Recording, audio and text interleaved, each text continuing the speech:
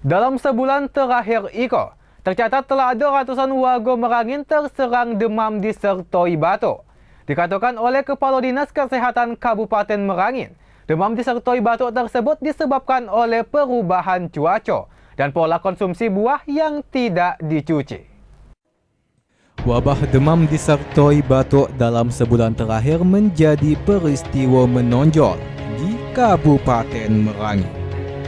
Bahkan berdasarkan informasi dari Dinas Kesehatan Kabupaten Merangin, dalam bulan Februari pihaknya telah 2 kali menangani kasus demam dan batuk yang menonjol.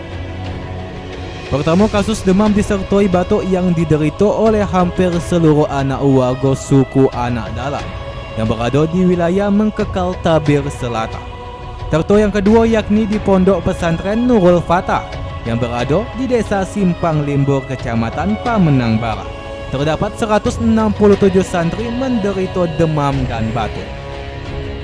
Berdasarkan hasil pemeriksaan yang telah dilakukan Dinas Kesehatan Kabupaten Merangin, demam dan batuk yang terjadi merupakan demam biasa disebabkan oleh cuaca yang tidak stabil.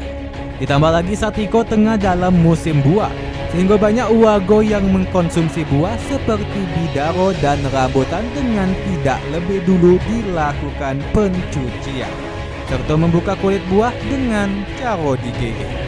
Penyebab demam ini menurut pengamatan kami salah satunya ya karena cuaca.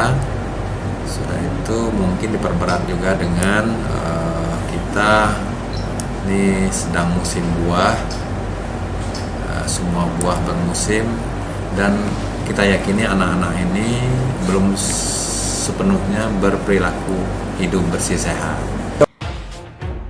Riko Saputra, Jack TV, Ngababer.